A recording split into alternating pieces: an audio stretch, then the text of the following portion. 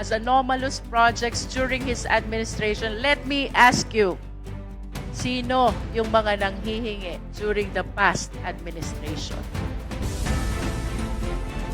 Bakit parang nagkaroon ka ng selective amnesia, Mr. Diskaya? Would you like us to believe na may nanghihingi during the current administration tapos walang nanghihingi during the past administration? Bakit hindi mo sinama doon sa affidavit mo? Your Honor, ano po yun, hindi naman po naging successful yun. Kaya hindi ko na po, Nonetheless, may nanghingi pa rin. It's you who admitted. May nanghihingi din po during the past. Na during the past administration, top 1 contractor ka from PCIG data, and yet you are claiming walang nanghihingi, unlike during the current administration. Kalimutang mag-like at subscribe para sa mga pinakabagong balita.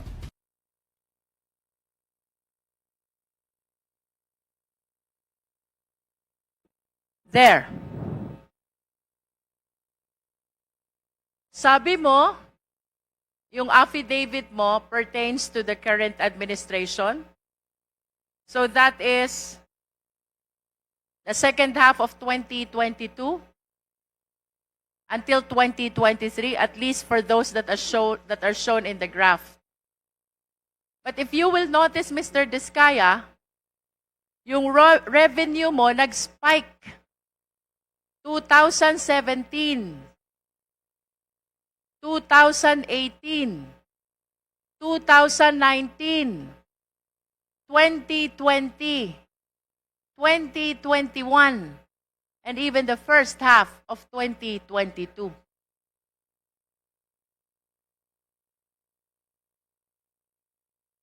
This only shows, Mr. Diskaya, that the revenue that you are generating during the former administration, 2016 to 2022, is bigger than the revenue that you are generating under the current administration. How can you explain this?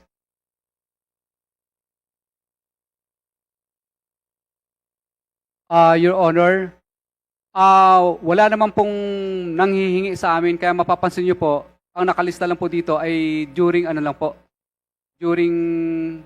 ito lang po, sa 2022 lang po. Dahil ang naging topic lang naman po dito is about sa unprogrammed flood control projects po. Kaya related lang po ito sa mga unprogrammed na related projects lang po.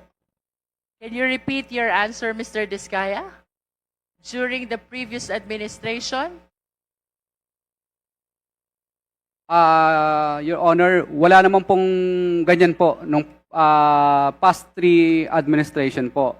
Bali, ito po kasing unprogram lang naman po ang napag-usapan po na kung bakit ito po ang 2022 po ang ating isinama po dito. Are you saying na yung pagbibigay mo ng pera sa DPWH at sa mga lawmakers happened only during the current administration and did not happen during the previous administration? Wala pong ganun pong nanghihingi sa amin, hindi pa po. Wala po, pero nilalabanan po namin sa tunay na bidding po. Nagpapadyaryo po kami. Of course, you know how hard it is to participate in the bidding, Mr. Diskaya. And it is impossible, improbable, if not impossible, that the reason why you generated bigger revenue from 2016 to 2022 is because what you experienced under the current administration did not happen during the previous administration, Mr. Diskaya. Wala pong, may nanghihingi rin po sa amin, pero ang totoo po niyan, pinadyaryo po namin. Kaya wala.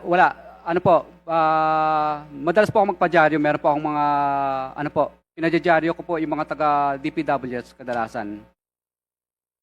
Can we show the next slide, please? As a matter of fact, Mr. Diskaya, during the previous administration, 2016 to 2022, where's the second slide?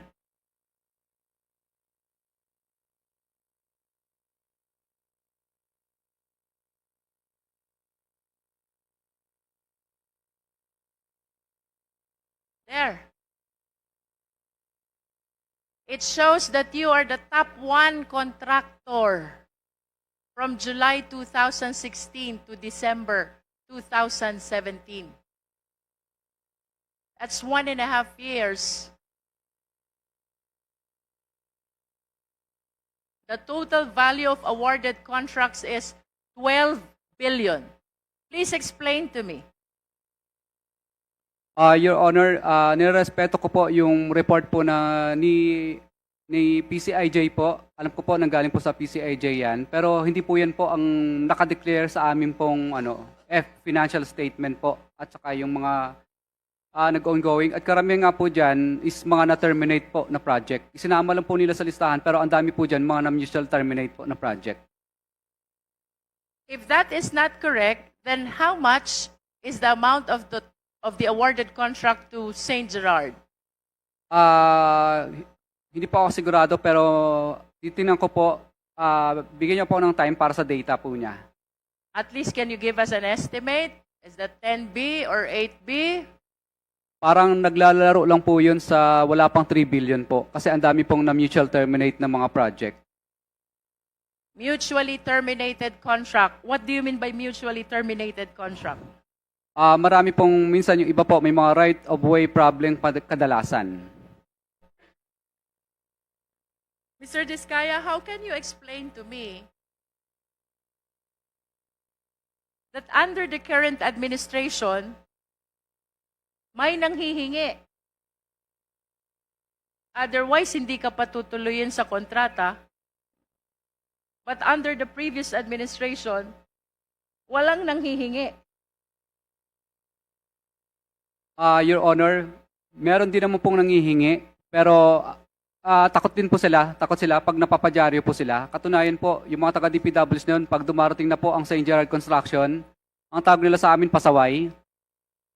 Sinasabihan ko sila, pasaway ba ang sumunod sa RA 9184? Ano ba ang ibig sabihin sa inyo ng pasaway? Yung sumunod sa batas o yung hindi sumunod sa batas? Kaya pinadyaryo po namin sila. Bakit hindi ka ba nagpapadyaryo under the current administration? Nagpadyaryo din po ako nung kay Secretary Bonoan. Papakuha ko lang po yung aking mga dyaryo. And may we know also sino ba yung mga ipinadyaryo mo during the last administration?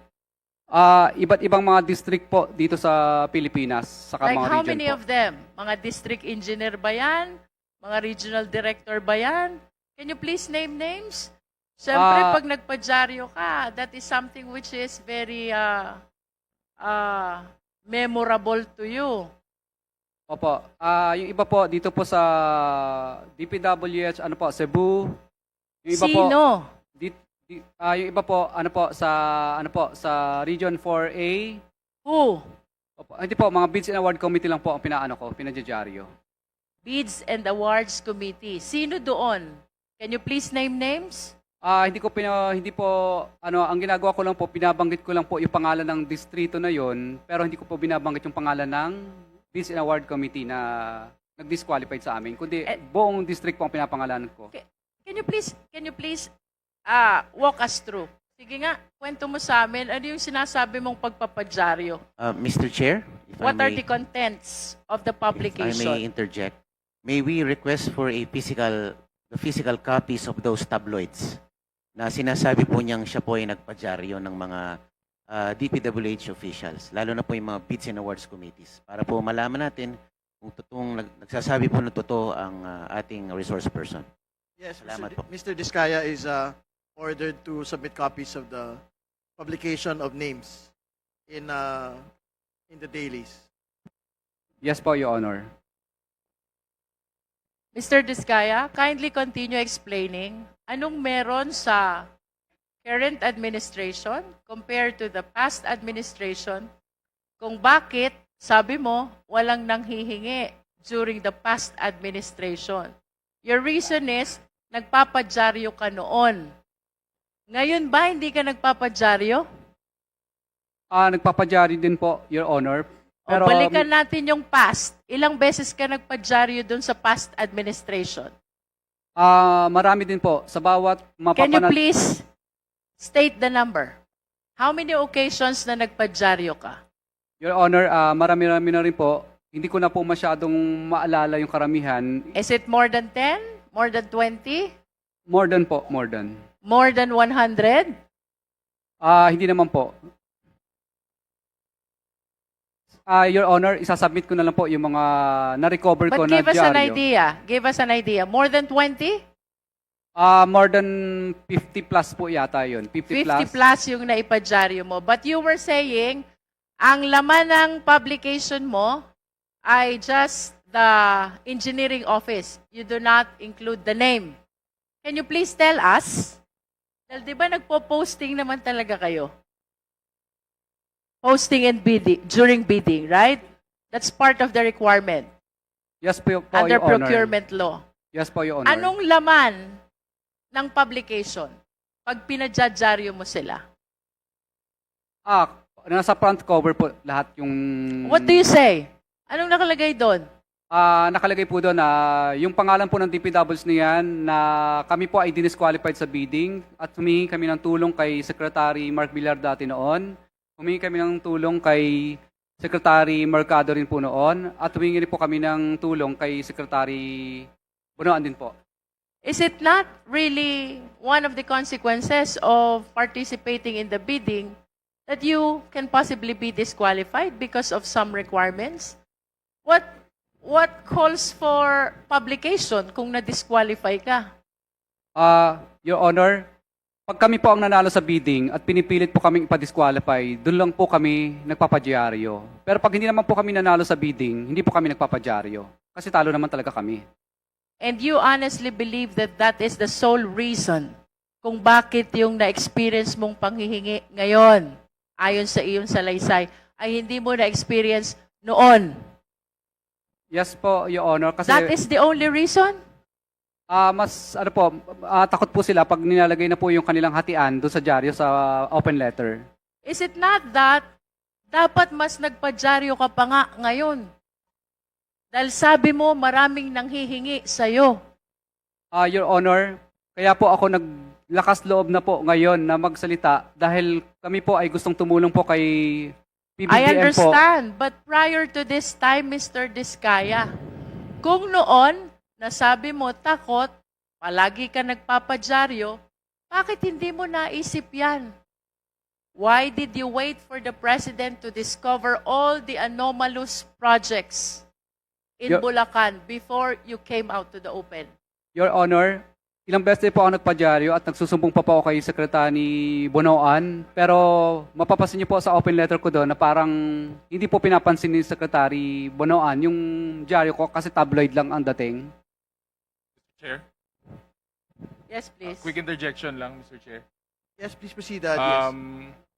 Siguro we have to put it on record that some of the Kongs that were mentioned were not part of the 19th Congress. And That is correct. to add lang, Mr. Chair, hindi ka naman magkakaroon ng disqualification kung nagko-comply ka. Thank you. Yun lang, Mr. Chair. Mr. Chair, I just want to manifest that I really find it unbelievable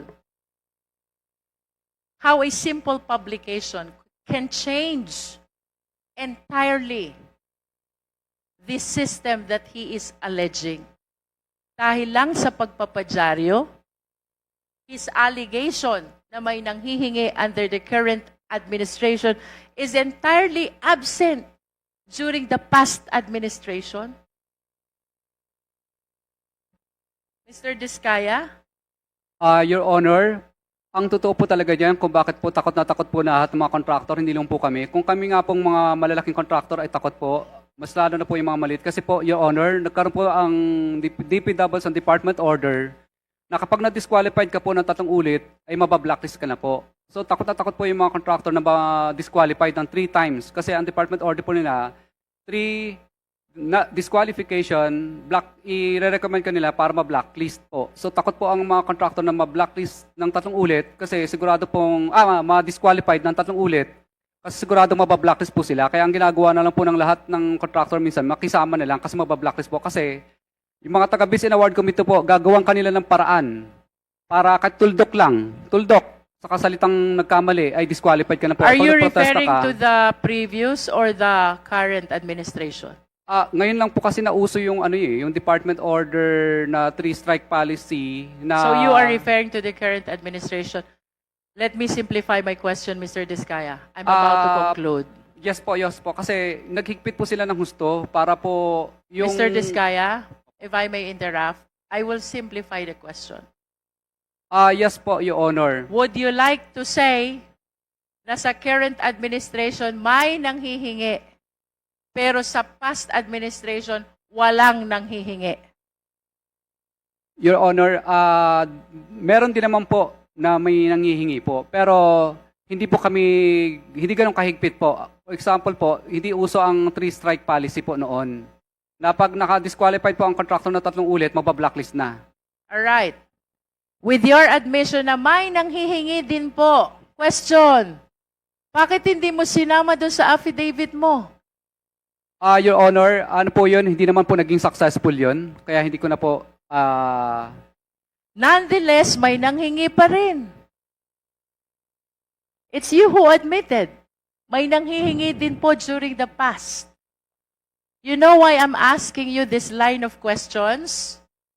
Because there is a principle in the law of evidence, falsus in uno, falsus in omnibus.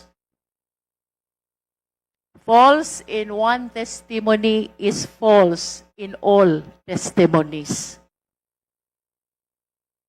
Bakit parang nagkaroon ka ng selective amnesia, Mr. Diskaya? Would you like us to believe na may nanghihingi during the current administration tapos walang nanghihingi during the past administration? How would you even explain na during the past administration, top 1 contractor ka from PCIG data, and yet you are claiming walang nanghihingi unlike during the current administration? What I wish to point out, Mr. Diskaya, your affidavit is full of inconsistencies and lies. Your Honor, ang affidavit po na ito ay tungkol lang po sa pagsuporta po namin kay PBBM po. Kasi po, ang kanya pong finirash po sa TV nung nakaraan po ay report po tungkol sa mga unprograms po na project. Kaya dito lang po ang salaysay ko hanggang... Okay, then let me ask you, if you are saving your statement by claiming that you are pertaining only to what the President discovered as anomalous projects during his administration, let me ask you, sino yung mga nanghihingi during the past administration? Your Honor, ano lang po,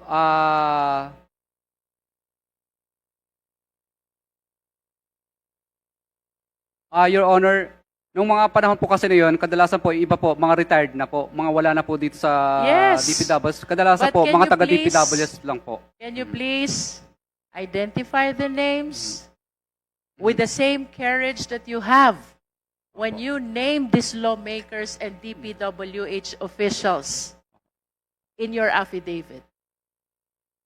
Your Honor, for example po, si D.E.R. Pascual po dati. Kaya lang patay na po Who siya. is kawawa naman D.R. po. Pascual? Opo, D.E.R. Pascual. Siya po ang bago po siya namatay noon, ay pina-blacklist niya po kami dahil nag-negative slippage. So siya po ang talagang tunay na nanghihingi sa amin. Huwag ka So hindi po magbanggit kami... ng pangalan ng patay na. Bakit pangalan ng patay yung binabanggit mo? Hindi makakasagot sa'yo. Oho. Yung iba po kasi sa... Ganito na lang ho kaigsi yung pasensya ng komite na ito. Mhm. Bago ho tayo umabot sa punto na walang uwian. So, seryosohin po natin yung pagsagot.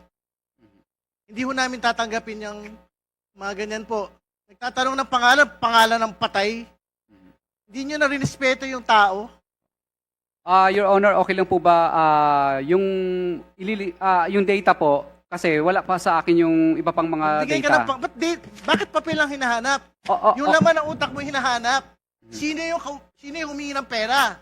Mula sa nagdaang gobyerno. Opo. Hindi ko kailangan ng papel para doon. Opo.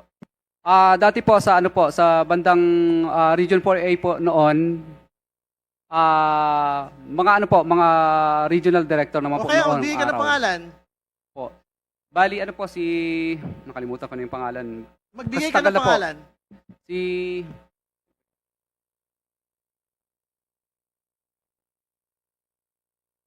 basta RD po dati 'yun ng Region 4A po dati noon. Opo. Magbigay ka ng pangalan.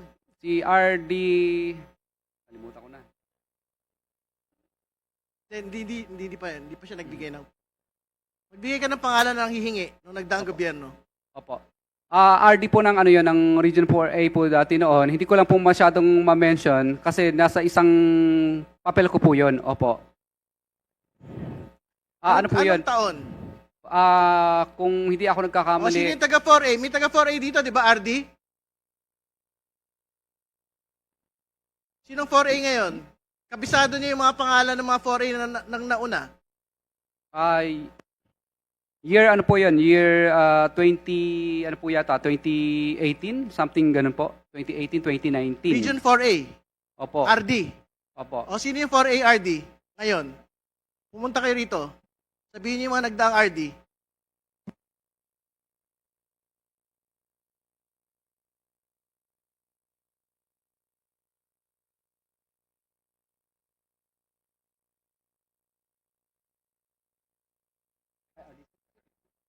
Huwag ka na kayo magkamayan. Director Samson Hebra po dati nung araw. Buhay pa ba yun? Buhay pa ba yun? Yung mga taga DPWH, buhay pa po ba yun? Sige, pakiulit yung pangalan.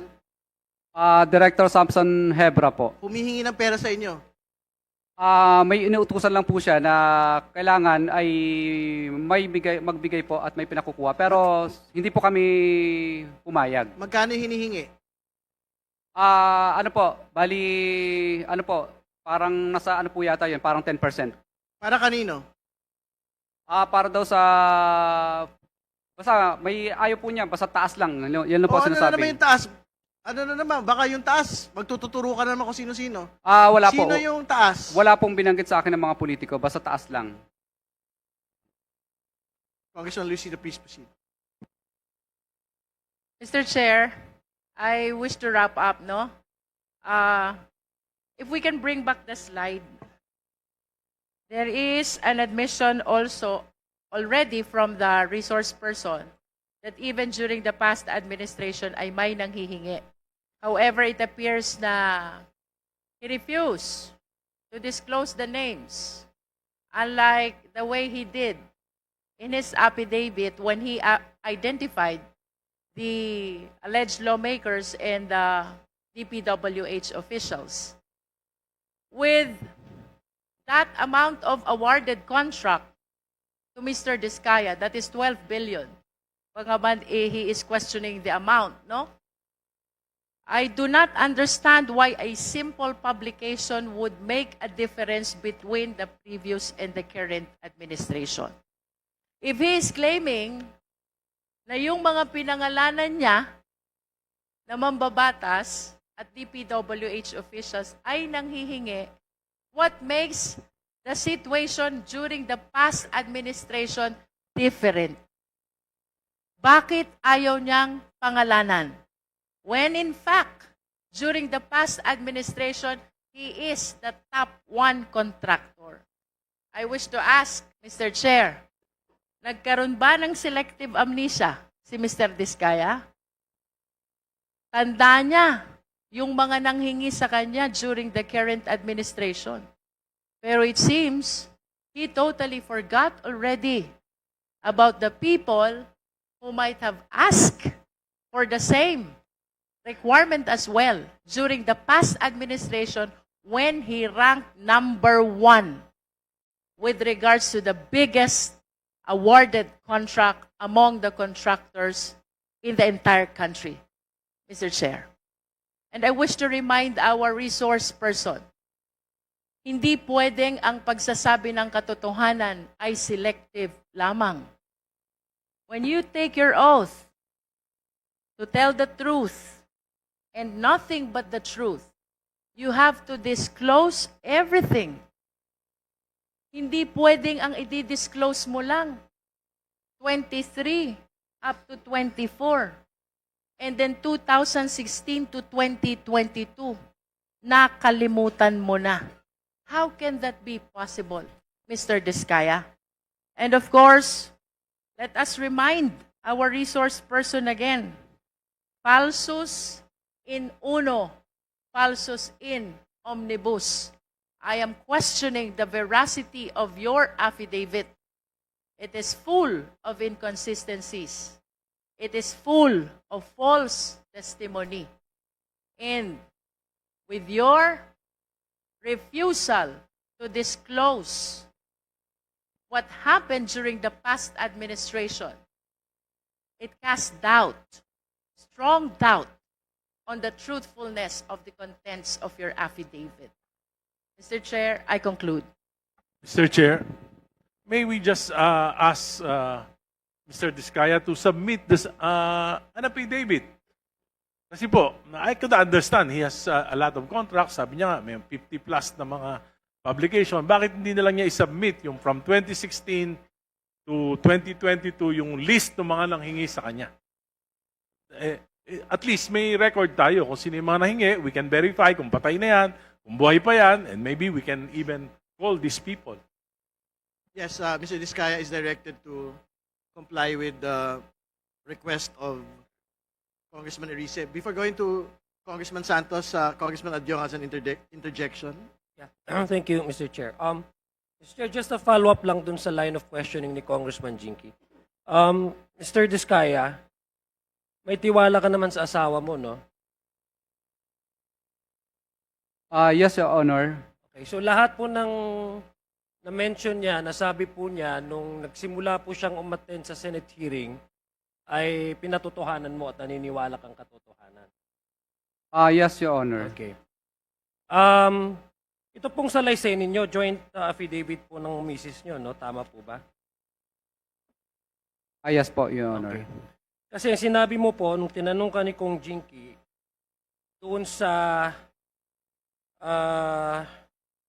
paragraph 13 na ayaw nyo, basahin ko ulit hindi namin ginusto kailanman na papasama sa ganitong sistema pero kailangan naming magpatuloy para sa pamilya at mga empleyado. Nung pina-expound sa'yo ni Kong Jinky, sabi mo, actually nahihirapan ka na nga. Tama po yung pagkarinig ko. Nahihirapan ka dun sa ganitong sistema, ayaw mo, that's why nire-report mo at nagpapadyaryo ka. Tama po ba? Yes po, Your Honor. Ang tanong ko, kung nahihirapan ka, hindi ko lang maintindihan, kung nahihirapan ka, ba't dinagdagan nyo pa yung kumpanya nyo na hindi lang isa? Ginawa nyo pang siyam. And this was admitted by your wife during the Senate inquiry. Kasi sa akin, kung nahihirapan ka, dapat bibitawan mo na nga yan. Diba? Bakit dinagdagan nyo pa yung sakit ng ulo nyo? Ginawa nyo siyam instead of one. Your Honor, nag-divest na po kami sa mga company ito dahil yung mga pamangkin po namin ay nangutang po sa amin. Yeah, but the question is, it was admitted during the Senate inquiry and it was actually confirmed by PCAB that these companies are actually controlled and owned by you. Iba-iba lang yung pangalan, but basically, these companies are operated under your direct control of your wife. So, ang hindi ko lang maintindihan, and perhaps ang hindi lang maintindihan ng common na tao na nakikinig sa iyo ngayon, ay kung nahihirapan ka at ayaw mo na, ba't dinagdagan mo pa?